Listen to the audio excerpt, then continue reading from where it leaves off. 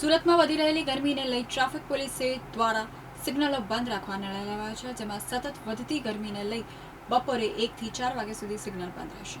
સુરતમાં વધી રહેલી ગરમીને લઈ ટ્રાફિક સિગ્નલો બંધ રાખવા નિર્ણય લેવાયો છે. ગરમીમાં સતત વધારો થતાં બપોરે 1 થી 4 વાગ્યા સુધી સિગ્નલ બંધ રાખવાનો ટ્રાફિક પોલીસ દ્વારા નિર્ણય લેવાયો છે.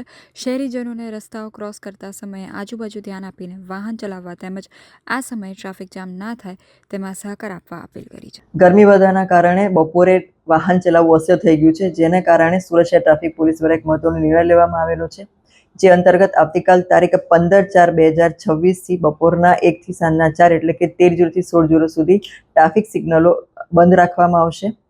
એટલે કે આ સમય દરમિયાન કોઈ અકસ્માત ન થાય એની તકેદારી રાખવા માટે આ સિગ્નલો ઉપર ટ્રાફિક જવાન અને ટ્રાફિક પોલીસ તૈનાત રહેશે.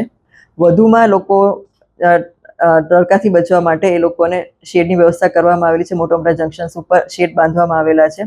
તમામ ફોર વ્હીલ વાહન ચાલકોને અમે લોકો અપીલ કરીએ છીએ કે તમે લોકો ટુ વ્હીલ જે ચાલકો છે એ લોકોને આ શેડમાં ઉભા રહેવા માટે જગ્યા કરી આપે અને આ સમય દરમિયાન અમને સહકાર આપવા માટે તમામને નમ્ર અપીલ છે.